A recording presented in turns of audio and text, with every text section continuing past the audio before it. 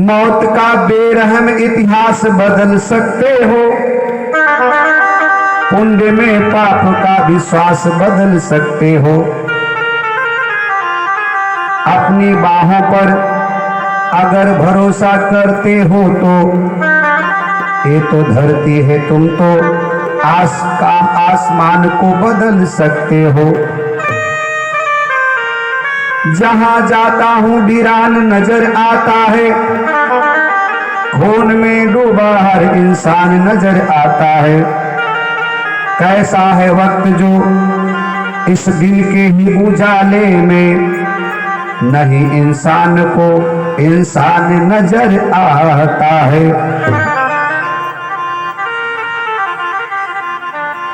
मिले कोई ऐसा संत फकीर, मिले कोई ऐसा संत फकीर, मिले कोई ऐसा संत फकीर, मिले कोई ऐसा संत फकीर, मिले कोई ऐसा संत फकीर। लगा दे भवदरिया के तीर, लगा दे भवदरिया के तीर। मिले कोई ऐसा संत फकीर, ओ ऐसा संत फकीर हो,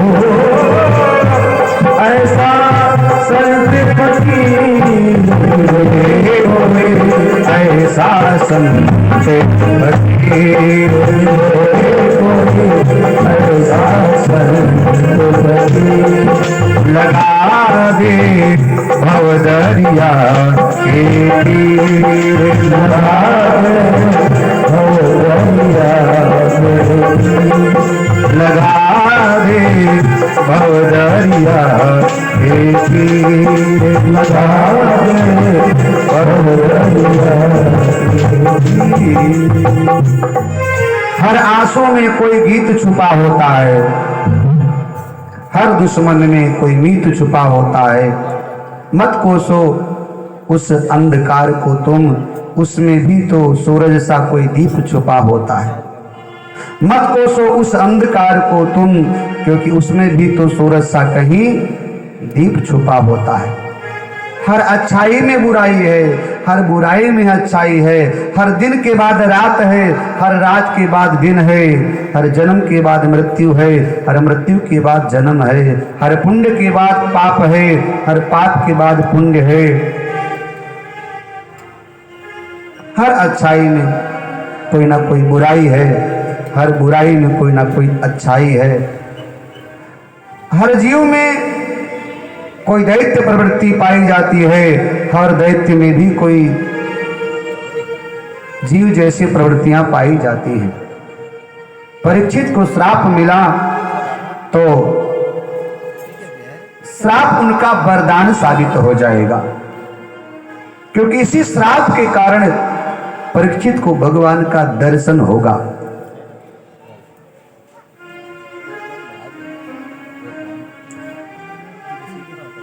फिर कहूं कि समर में घाव खाता है उसी का मान होता है, छुपा उस वेदना में भी मधुर वरदान होता है। सर्जन में छेलता जो चोट छीनी और हथौड़े की, वही पाषाण मंदिर में कहीं भगवान होता है। एक बार मंदिर की सीढ़ी पर लगा हुआ पत्थर, एक बार मंदिर की सीढ़ी पर लगा हुआ पत्थर मंदिर में स्थापित पत्थर की मूर्ति से सवाल कर बैठा। मंदिर में स्थापित मूर्ति से मंदिर के सीढ़ी पर लगा हुआ पत्थर सवाल कर बैठा कि साहब पत्थर तुम भी हो, पत्थर हम भी हैं। फिर एक के ऊपर जूता और चप्पल रखा जाता है और एक को माला पहनाकर धूप दीप करके भोग लगाया जाता है। क्यों? सीढ़ी के पत्थर ने मूर्ति के पत्थर से सवाल किया, साहब पत्थर तुम भी, पत्थर हम भी। फिर तुम्हें माला पहनाया जाता है, स्नान कराया जाता है, वस्त्र पहनाया जाता है, धूप दीप नैवेद्य से तुम्हारा भव्य स्वागत श्रृंगार किया जाता है। और एक हम हैं कि लोग चप्पल जूता निकाल करके और तमाम सारी मिट्टी धूल हमारे माथे पर लाकर झाड़ दिया करते हैं। क्यों क्यों? तब उस पत्थर ने, जिसने मूर्ति का आकार लिया था, जो मंदिर में स्थापित है, जिसको हम भगवान कहते हैं, उसने जवाब दिया, सवाल ठीक है, पत्थर तुम भी, पत्थर हम भी, लेकिन अंतर ये रहा कि जब कारीगर ने हथौड़ा चलाया, छीनी लगाई, तो तुम तो टूट गए और हम सहते रहे। एक आध नहीं, हजार नहीं, करोड़ों छीनी हथौड़े मेरे ऊपर पड़े।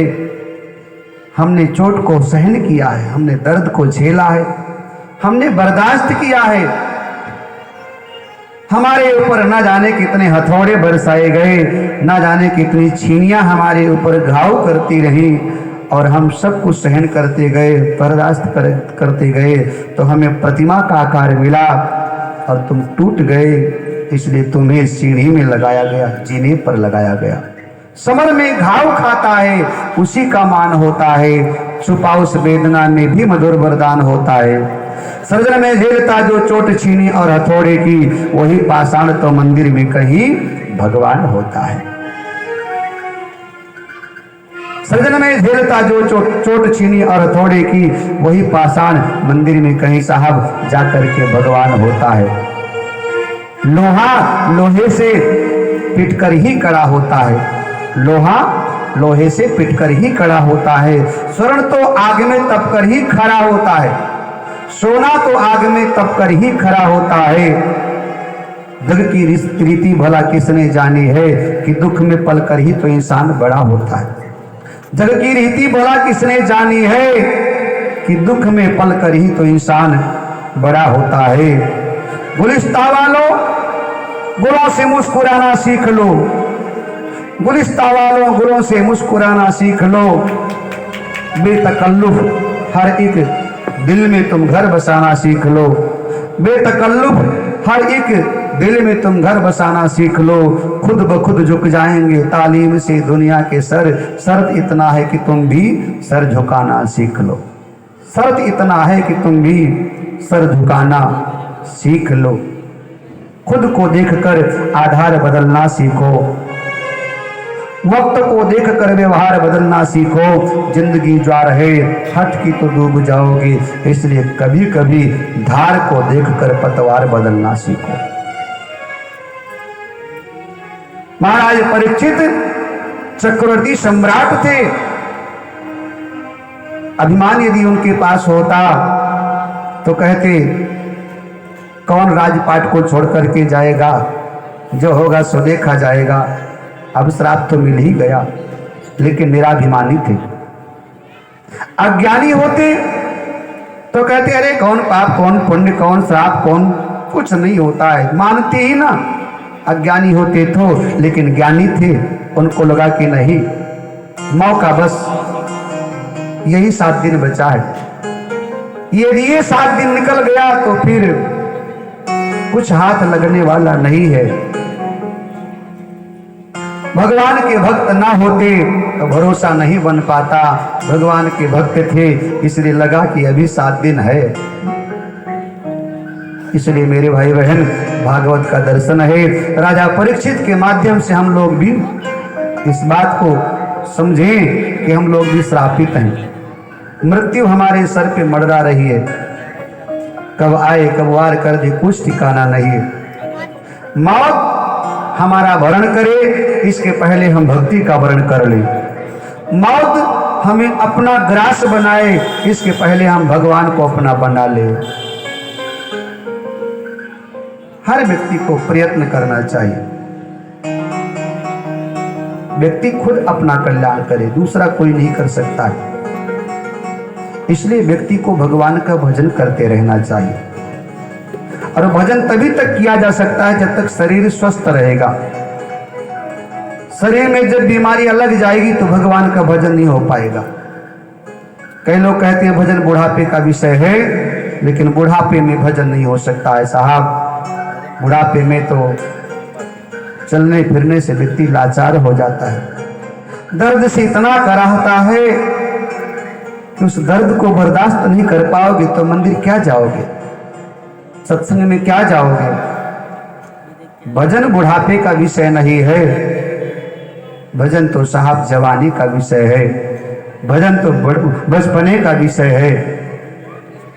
इसलिए व्यक्ति को भजन का अभ्यास बचपने में ही डाल देना चाहिए। बचपने में भजन का अभ्यास होगा तो अभ्यास बराबर जवानी बुढ़ापे तक बना रहेगा। इसलिए बच्चों को बचपने में भगवान की कथा कीर्तन से जोड़ो, मंदिर में भेजो, उनको दान पुण्य के विषय में बताओ। जिसका बचपना सुधर गया उसकी जवानी सुधर जाती है, जिसकी जवानी सुधर गई उसका बुढ़ापा बड़े आराम से पार हो जाता है। जिसका बचपना बिगड़ गया उसकी जवानी बिगड़ जाती है, और जिसकी जवानी बिगड़ गई उसका बुढ़ापा बहुत मुश्किल से कटता है। इसलिए बचपने को संवारो, जवानी अपने आप संवर जाएगी।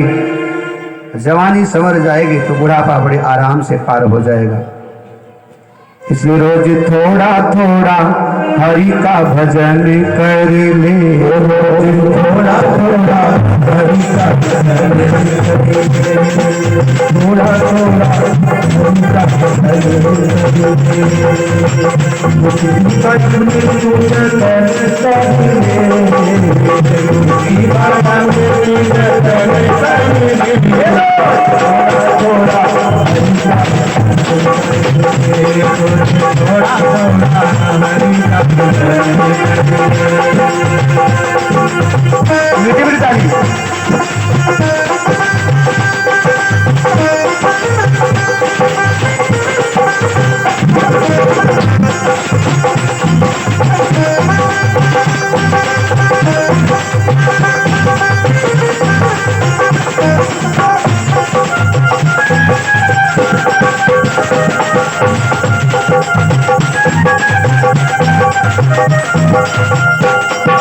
भर के आज जी लो, सपने न देखो कल के। जी भर के आज जी लो, न देखो कल के।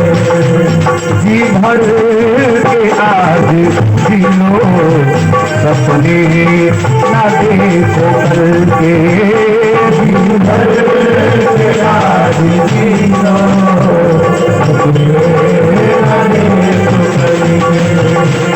अरमान कर न जाने, अरमान कर न जाने। देखो मचल मचल के, अरमान कर न जाने। देखो जी भर के आज जी लो, सपने न देखो कल के। जी भर के आज जी लो, सपने न देखो कल के।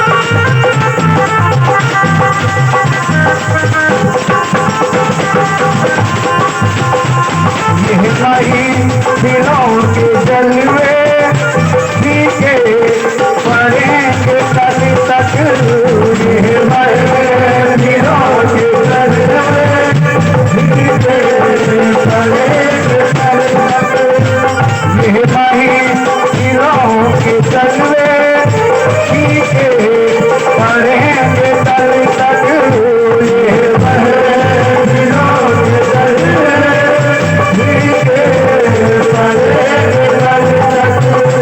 ढल जाएगा ये सूरज कल सुबह फिर निकल कर ढल जाएगा ये सूरज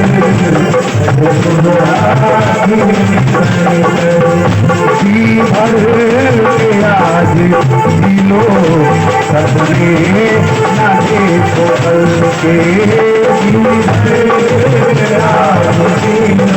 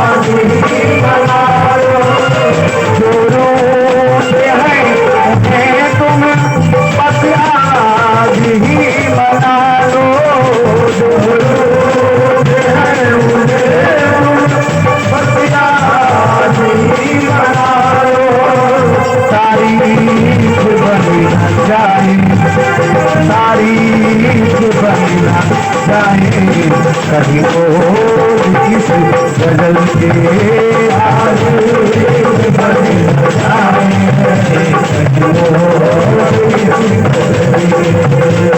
अरमानी कभी न जाए देखो मसल मसल के अरमानी कभी न जाए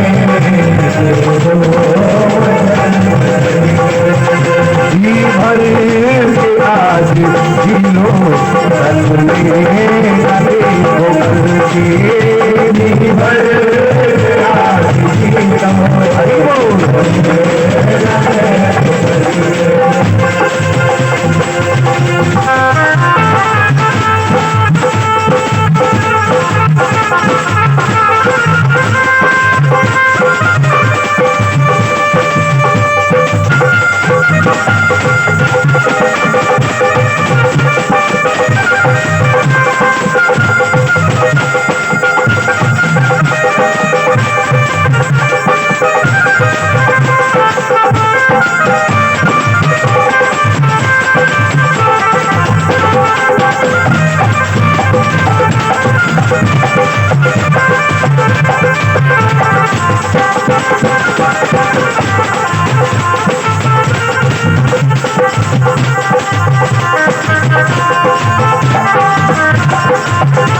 मेहमान बन के आते भगवान मैंने देखे मेहमान बन के आए भगवान मैंने देखे मेहमान बन के आते भगवान मैंने देखे मेहमान बन के आए भगवान मैंने आ जाओ उधर हमारे घर हैं पूरे कमल के आ जाओ उधर हमारे घर हैं पूरे कमल जी भर के आज जिलो सपने देखो के जी भर के आज